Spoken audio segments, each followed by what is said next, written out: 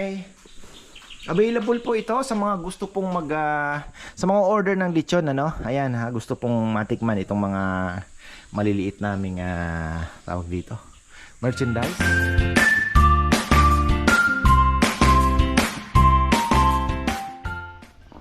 Isang magandang buhay mga ka-farmer. Akit tayo sa taas dahil meron tayong isang lechon, pero ito ano naman to, pang tropa lang, hiusap lang naman so ano lang yan, pang tropa. Sa kapatid ni Lulu, birthday daw ng anak. Di na ako nakapunta ng palengke, may ayuda si Ate Dalaga, kaya lang di ako pumunta ng palengke nga dahil Lunes naman pala ngayon. So nasa dialysis siya, wala din naman siya. Tapos ayan, good news dahil makapagpatubig na po tayo finally. At hindi na natin inabutan yung umabot pa doon yung tubig, ano. So ayun, at least isa pa sa kinaganda din na bumaba ang tubig, nakita natin may mga maliliit na ulang. Kaya lang sabi ko sana hindi kinain ng mga bibi kasi pumupunta po doon eh. Bagay, mabilis naman po yan makatakas. So ayun, at maraming salamat sa mga pumunta kahapon, ayan, at nung Sabado. Maraming pong salamat sa inyo, sa inyong suporta. At maganda naman po ang feedback sa ating munting kainan. Beautiful. Yun, ganda naman po ang feedback sa ating kainan, kaya kami po ay mas nai-inspired pa lalo na pagbutihin ang serbisyo. So ayan, may message ko nga si Kuya Mitz, papagawa ko ng maliit na parang kubo ba na doon sa may natin viewing area na kapagpa-picture doon sa may ka-farmer logo. May magandang doon na parang kakaupo ka, tapos may nakita lang ni Bebe. So sana kaya nila Kuya Mitz, pero chicken feed lang kay Kuya Mitz yan, kaya yun. Kahapon grabe mga ka-farmer, 2 lechon ubos.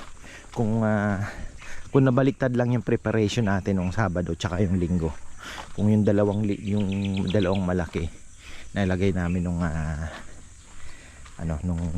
sa Linggo, nako, napakaganda po sana ng revenue. Kaya lang ayun, medyo kinulang ba yata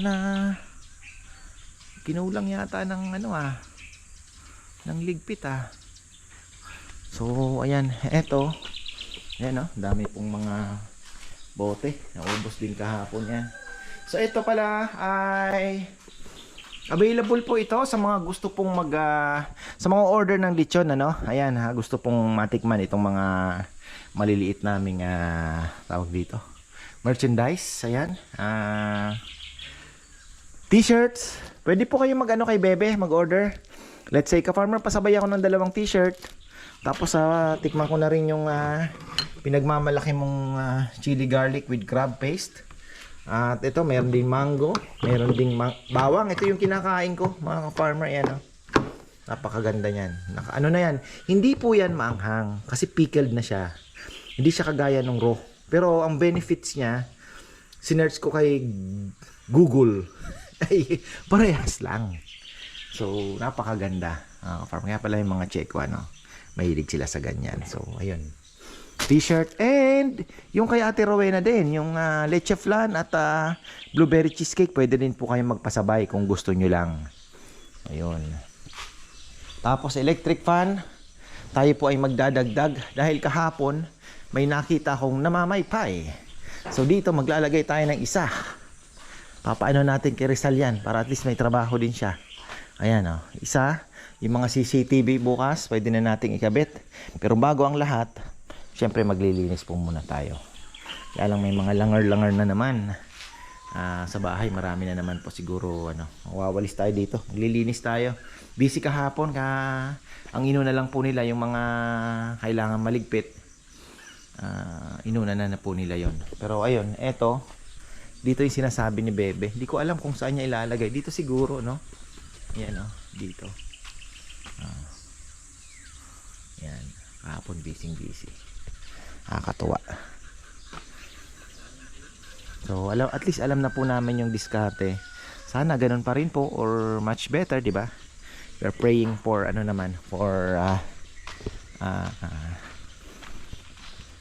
for the best. Yan, umiikot yung ating lechon.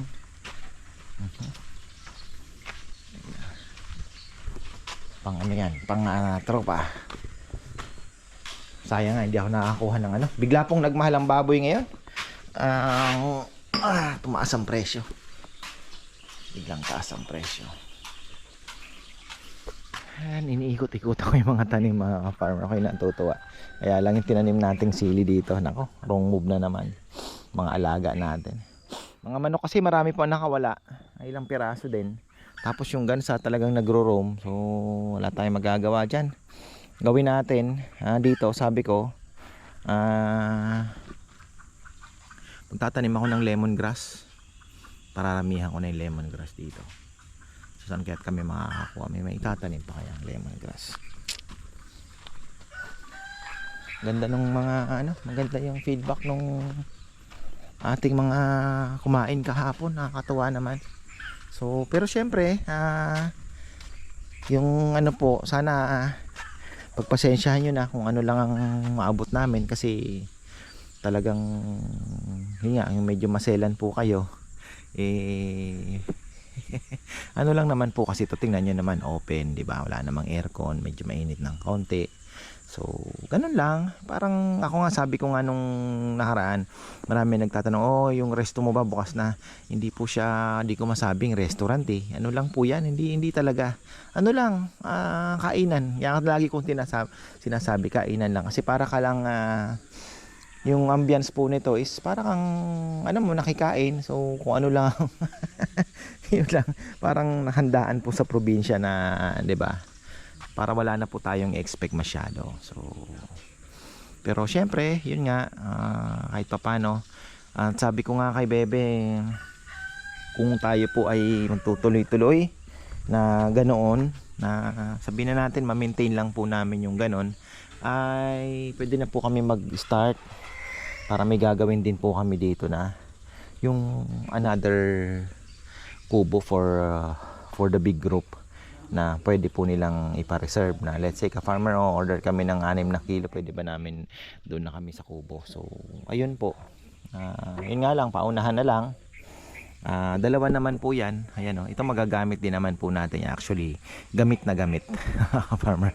Nung nakaraan, 2 grupo. So ang ganda din kasi pagkatapos kumain, yung iba kasi umiikot-ikot pa, alam nyo na, syempre galing po sa malayo, hindi naman eat and run ang mangyayari. Kaya lagi ko nga noon ine-emphasize na gusto ko sana yung after nila mag dine in, kumain, may dakong kalalagyan na makakapag-relax muna sila. So ganun talaga kasi yun nga ang iniisip ko, malayo po ang mga panggagalingan po nila. Unang-una, pagod sa biyahe, gusto muna umupo. Sige ka farmer, mamaya-maya na kami, magpapahinga muna kami. So gusto ko na alangan naman nakatayo lang po, no? At uupo doon ba. So mas maganda kung meron silang muna sila, relax muna. Kung may umiikot na lechon, ayan, kita nila, observe nila. So yun po yung nasa isip ko. Kaya sabi ko, maganda sana kung may kubo pang isa. Tapos pwede pa natin lagyan ng let's say may mauupuan, di ba? Yung bahala na po. Ako noon po ay hindi every service o every week. Kagaya nito, mayroon po akong nakitang medyo kailangan i-improve ito. So maglalagay tayo ng electric fan. So kung ano man po ang magiging feedback, kung hanggat kaya po naming gawin at may adjust, gawin natin. Ayun naman. So nakakatuwa, excited na naman ako for the next weekend. Parang ganun po ang nangyayari. Pero sabi ko nga kay Bebe, maliit lang ang kita natin dyan. Mas malaki pa din talaga sa buo kasi tingnan nyo naman, wala kang pagod, di ba? So Kumbaga parang dito yung 2,000, 3,000 talagang paghihirapan mo. Unlike doon, 'di ba? Orderan ka lang ng dalawa, okay na. So, pero ang ano ko naman po is masaya kami. Dahil nakikita ko yung mga boys may panibagong, alam niyo na, pag-asa. Pag-asang makapag-continue po dito. Sana po. Tapos ang ano pa, another reason din is matitikman po ng mga tao. Yung mga, actually sabi nga ni Bebe, ang dami niya daw inquiries within Pampanga. So yun naman po ang target ko talaga. So isa sa mga reason ko, sabi ko nga kahit kaunti lang ang kita dyan, basta wag lang malugi, okay na yon. Kasi nakikita po ng mga tao na pupunta. Actually may pumunta dito kahapon, nag-order lang ng halagang 150 para matikman. Sabi nga ni Bebe, dagdagan mo na kasi parang pa-pre-taste naman natin yan. So sige, sabi ko, umabot ata ng medyo madami-dami naman. So ayun, inuwi niya, and then she will decide na kung kailan kukuha. Kahapon may pumunta din dito, isang grupo din, kumain nga ng 1 kilo. At taga New Zealand pa, mga ka-farmer ang kumain, foreigner. At ang score niya ay perfect score daw. Ayun, nakakatuwa naman, very nice. So mag-order daw po sila. Actually isa, sabi nga nila magiging baka 2 na daw po orderin. Nakakatuwa naman. Yun lang po ang aking ma-share sa inyo. Wala po tayo masyadong activity ngayon. Yung aking insights at observations na pwede nating i-improve din, ano. Parking ay naiiraraos naman. Kasi dito halos 3 po dito. Dito 1, 2, 3, 4 hanggang doon sa may may nagpark din po. Tapos dito 2. So halos marami ang may mga sasakyan din po nagkasya. Marami din na nagkasya dito. So, buti na lang maluwag din po yung ating space. Tapos ayan, hindi po tayo nagkamali na pa-barnisan po ito ng panibagong barnis, Valspar. Kasi nagagamit naman po, no? Nagagamit siya. Tapos papalagay tayo ng kung kaya ni Rizal siguro, papakabitan natin ng ceiling fan.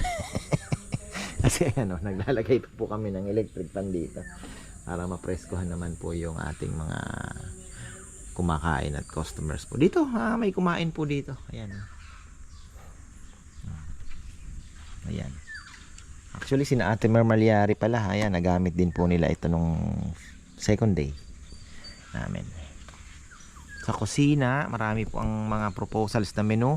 Pero, syempre, kung kayo po ay nanonood lang, ay mas mabilis pong isipin na dapat may ganyan, dapat may ganito. Pero, yun nga, may constraints may mga kung ano lang po ang resources namin. Syempre unang-una yung panahon, yung preparations, kaya ba. So sabi ko nga simplihan lang natin yung ating menu. Magkaroon tayo ng signature product like lechon na talagang yun lang, di ba? Si Oliver nga po si Kuya Oliver lang 'di ba, yung goto lang, dinadayo, goto lang talaga. So gusto ko sana maging ganun din. Ayoko na pong mag-isip ng kung ano-ano pa. Kaya lang yun nga, yung desserts, may mga naghahanap. So nagkakaroon tayo ng talagang tama. Kailangan talaga ng desserts. Kaya sabi ko, para hindi naman kami mahirapan, para hindi na kami mag-prepare.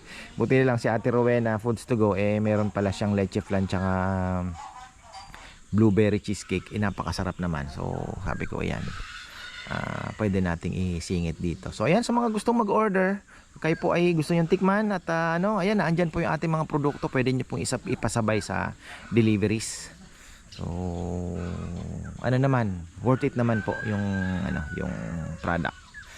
So ayun, tapos ano pa ba? Pag linggo, ayan mga ka-farmer, linggo ay mukhang mas expect namin na mas busy compare po sa Saturday.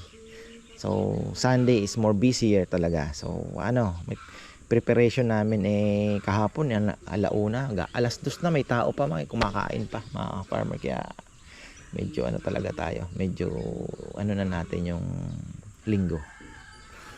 na medyo busy.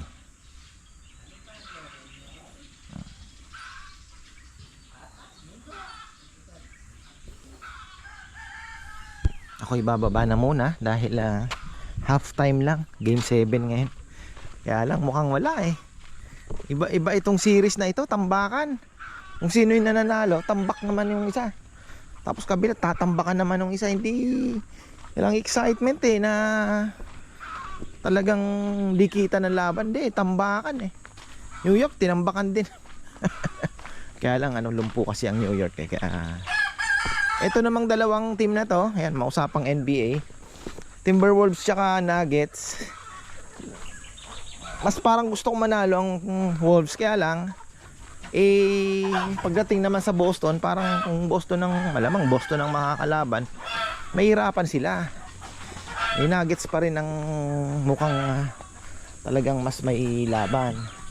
So ayun, kaya bahala na kung sino manalo. Yung Warriors ko nasa Boracay na eh, papahinga na yun. Yun ang plano nila, bahala sila. Okay, ayan mga ka-farmer, kakasalubong ko lang kay Rambo. Sayang nakawala daw yung ibon niyang binigay ko kasi sa kanya, yung binili ko sa kaklase ko. Sabi ko yan, sa'yo na yan. Nakawala daw yung babae kahapon, di na bumalik. Baka bumalik kay Jomar, tanong ko nga sa kanya. Kasi kung nakaalpas dito, malamang babalik sa kanya yun. Chat ko siya kung pero di naman siya nagsabi. So ayun, tingnan nyo, napa emergency po kay ka-Farmer Anthony ng order na sabi ko mag-deliver siya. Kasi meron naman po, kasi nga may marami pong bigla ang orders na ngayon. So may tawag na naman po tayo, dalawang 25 kilos daw bukas. Buti na lang alas 4 pa, kasi mga naiwan dito it's either malaki or di 20. Kaya buti na lang at hapon pa naman. So antayin na lang daw nila alas 4. Marating si ka-Farmer Anthony kahit dumating ng alas 10, walang problema. Huwag mo nang habulin, gigigil ka na naman eh.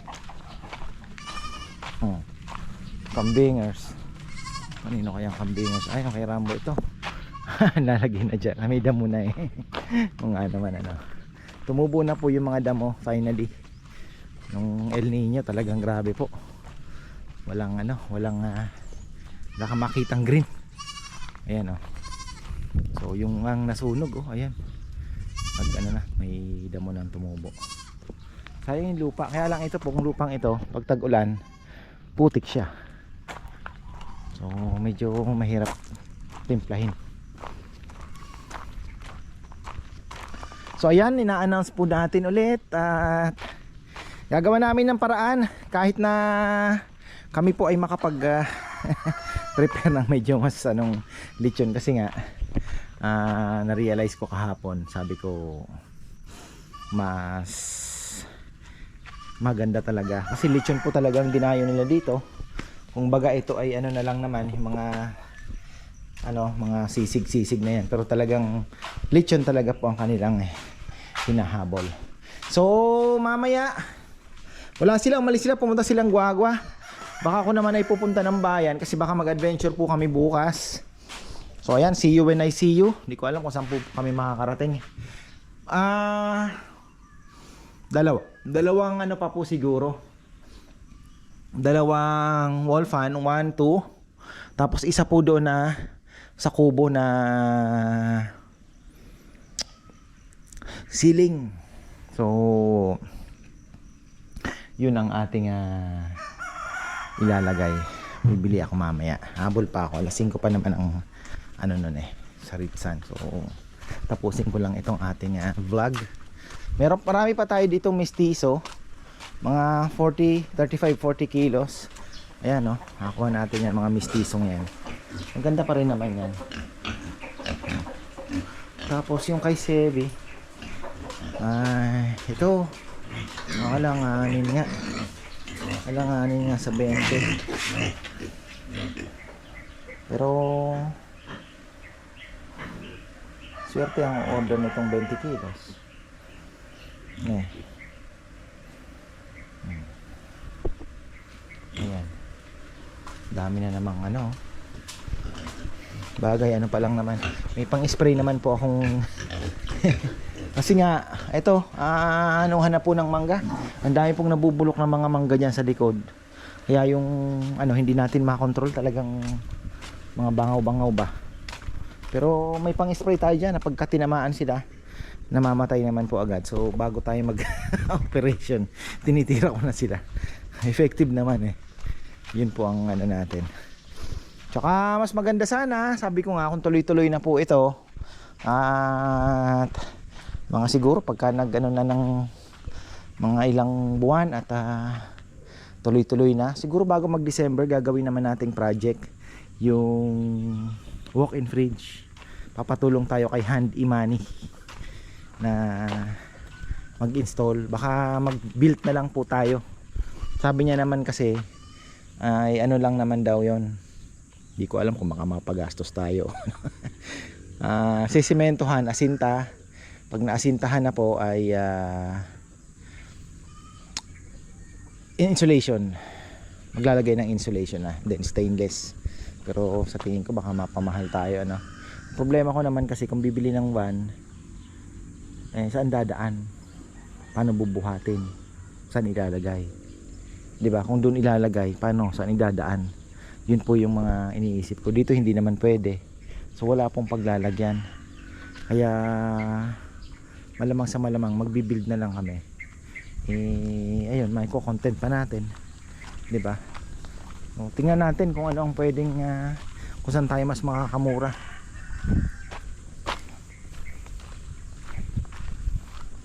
So Sunday feels ngayon. Tamang ikot-ikot lang. Birthday pala ng asawa ni Pureng ngayon, si Sana. Kaya nag-swimming daw sila. At si Nanel, siyempre si Rizal, mga family na yon. Isang pamilya sila eh. Kasama din po nag-celebrate.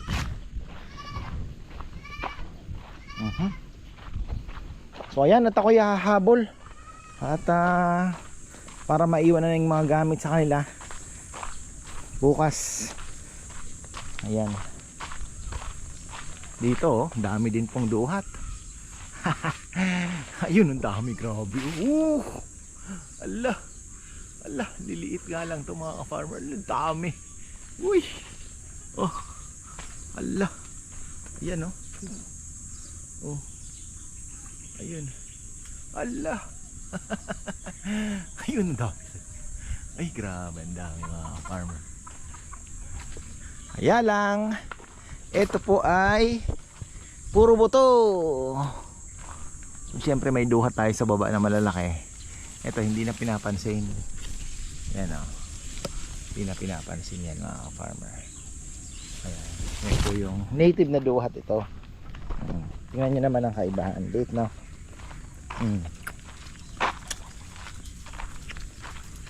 Sarap din. Kaya yung buto niya, kumaga hindi siya meaty, manipis. Di kagaya doon sa kabila, makapal ang laman, pero duhat pa rin. Bunga na yung bayabas. Huy, eto bagong dahon na po yan. Giant duhat. Pag nakachamba tayo ng mas malaki na ito, bibili pa tayo para sa malay nyo nagbubunga na yan at marami pa rin tayong bisita, so mapagpasaya tayo. At the same time, shade na rin yan dito kapag naglalakad-lakad ka. Pwede pa nga tayo maglagay ng isa pa dito dito dati yung akasyang malaki tamang lagay dyan. So ayan, marami pong salamat. At bago ang lahat, gusto ko pong batiin ng belated happy birthday si Auntie Flower. Ayan, Tita Bulaklak. At syempre hello na rin kay Ate Maria Daya. Ayan, tita, ingat po kayo dyan palagi at hope to see you soon. Sana po ay magkita po tayong muli ng mukhaan, sabi nga nila. So ayun, syempre pwede po kayo ulit mag overnight dito para kwentuhan ulit tayo. 'Di ba? So ayan, maraming pong salamat at magandang buhay.